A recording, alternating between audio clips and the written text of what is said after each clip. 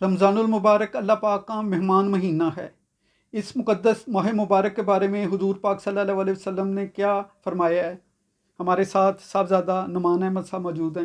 السلام علیکم حافظ وعلیکم صاحب۔ السلام۔ حافظ صاحب اس حوالے سے ہمارے ناظرین کو تھوڑا سا بتائیے گا۔ جی سب سننے والے سامعین کو میں سلام عرض کرتا ہوں۔ یاد رہے کہ رمضان المبارک حضور علیہ الصلاۃ والسلام نے فرمایا اس کی اتنی فضیلت ہے، اتنی فضیلت ہے، اتنی فضیلت ہے کہ اگر بندے کو اس کی فضیلت کی ایک جھلک بھی دکھلا دی جائے تو بندہ اللہ کی بارگاہ میں ایک ہی دعا کرتا کہ مولا پورا سال ہی رمضان المبارک ہوتا۔ یہ الگ بات ہے کہ رمضان المبارک آتا ہے، کچھ لوگ بیمار بن جاتے ہیں اور کچھ بڑے جوش کے ساتھ اللہ کی بارگاہ میں عبادت کی طرف آ جاتے ہیں۔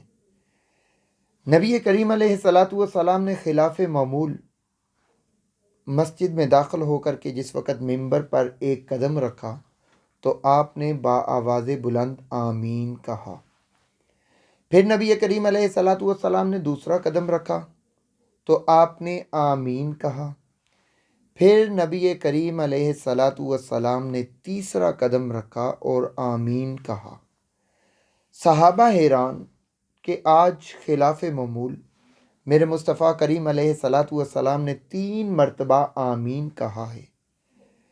کسی صحابی نے عرض کی کہ یا رسول اللہ، ہم نے پہلے کبھی نہیں دیکھا کہ آپ نے ممبر پر قدم رکھا ہو آمین کہا ہو، لیکن آج 3 بار خلاف معمول آپ نے آمین کہا، اس کا سبب کیا ہے؟ یہ راز کیا ہے؟ اب نبی کریم علیہ الصلاۃ والسلام نے فرمایا صحابہ جانتے ہو جبرائیل امین میرے پاس آئے تھے اور انہوں نے 3 التجائیں کی، یا یوں کہہ لیں کہ 3 تنبیہ کی، یا پھر یوں کہہ لیں کہ 3 دعائیں کی اور میں نے اس پر آمین کہا۔ صحابہ متوجہ ہوئے کہ حضور علیہ الصلاۃ والسلام نے یہ کیا ارشاد فرما دیا ہے؟ یا رسول اللہ، جبرائیل امین آئے تھے اور انہوں نے 3 التجائیں کی تھی، وہ التجائیں کون سی تھی؟ اب سنیے نبی کریم علیہ الصلاۃ والسلام نے ارشاد فرمایا صحابہ جبرائیل امین آئے، آ کر کے کہنے لگے کہ یا رسول اللہ صلی اللہ علیہ وسلم، جس شخص کی زندگی کے اندر رمضان المبارک جیسا عظیم مہینہ آئے اور اس کے اندر وہ عبادت کر کے، ریاضت کر کے، روزہ رکھ کے، تراویح پڑھ کے، وہ اللہ کی عبادت کر کے اپنی بخشش نہ کروا سکے، یا رسول اللہ دنیا کے اندر وہ شخص ہلاک اور برباد ہو جائے اور آخرت کے اندر وہ رسوا ہو جائے۔ جبرائیل امین نے یہ التجا کی اور اس پر حضور علیہ الصلاۃ والسلام نے آمین کہا۔ اب میں اپنے سننے والے سامعین سے صرف یہ کہوں گا کہ اس دعا کا، اس التجا کا یا ان الفاظ کا عالم کیا ہوگا کہ دعا کرنے والا جبرائیل امین، فرشتوں کا امام، روح الامین، اور اس پر آمین کی مہر لگانے والے امام الانبیاء، ان الفاظ کی تاثیر کیا ہوگی؟ پھر نبی کریم علیہ الصلاۃ والسلام نے فرمایا صحابہ جانتے ہو جبرائیل امین نے کہا یا رسول اللہ، جس شخص کی زندگی کے اندر بوڑھے والدین میسر آئیں، نصیب ہو جائیں اور وہ ان کی خدمت کر کے جنت حاصل نہ کر سکے، وہ ان کی دعائیں لے کر کے جنت حاصل نہ کر سکے، یا رسول اللہ وہ شخص بھی تباہ و برباد ہو جائے، اور حضور نے اس پر بھی آمین کہا۔ اب یہ میں کہوں گا کہ والدین ہیں نا، اولاد پر حق ہے۔ اگر والدین بوڑھے ہو گئے ہیں تو ایک وقت وہ بھی تھا کہ بچہ گوشت کا لوتھڑا تھا، والدین نے کس طرح سے پرورش کی، کس طرح سے اس کے ناز نخروں کو اٹھایا، کس طرح سے اس کا خیال رکھا، اور کس طرح سے انہیں جوانی کی دہلیز پر لا کر کے کھڑا کر دیا۔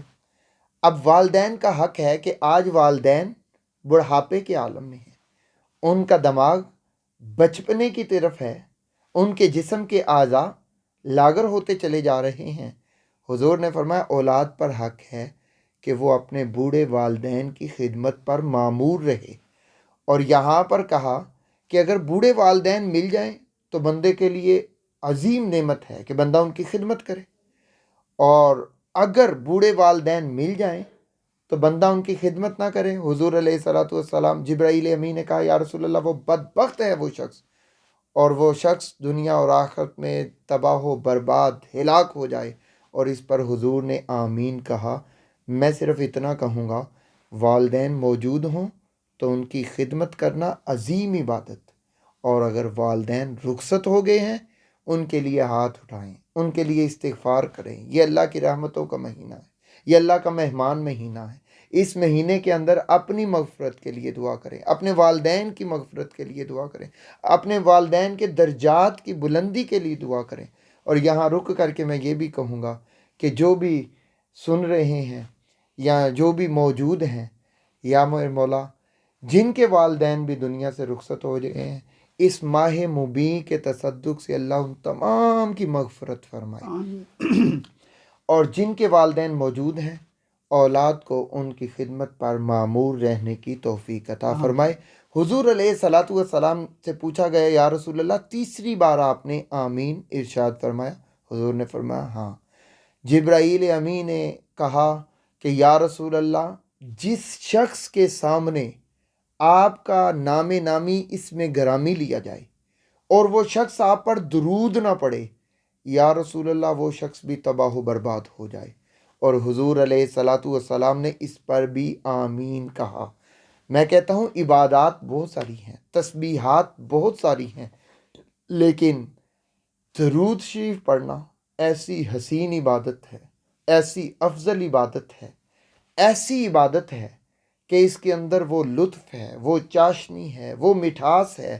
نبی کریم علیہ الصلوۃ والسلام نے فرمایا کوئی بندہ چاہے قیامت کے دن وہ میرے قریب ہو، حضور نے فرمایا وہ کثرت سے مجھ پر درود پڑھے، قیامت کے دن وہ شخص مجھ پہ اتنا ہی قریب ہوگا جتنا دنیا کے اندر وہ درود پڑھتا ہوگا۔ اور پھر حضور علیہ الصلوۃ والسلام نے صحابہ سے یہ بھی ارشاد فرمایا، صحابہ جانتے ہو بخیل کون ہے؟ یا رسول اللہ ارشاد فرما دیجیے۔ حضور نے فرمایا قیامت کے دن بخل کے مقام پر وہ کھڑا ہوگا جس کے سامنے میرا نام لیا جائے گا اور وہ درود پڑھنے کے اندر کنجوسی کرے گا، بخل کا مظاہرہ کرے گا۔ حضور نے فرمایا اصل بخیل وہ ہے۔ تو یہاں پر حضور علیہ الصلوۃ والسلام نے 3 لوگوں کی طرف اشارہ کیا، ایک رمضان المبارک کے اندر عبادت سے بھاگنے والا، وہ ہلاک اور برباد، اور ایک والدین کی خدمت سے بھاگنے والا، اور ایک میرے مصطفیٰ کریم علیہ الصلوۃ والسلام کی ذات پر درود شریف سے انکار کرنے والا۔ حضور نے تنبیہ فرمائی ہے۔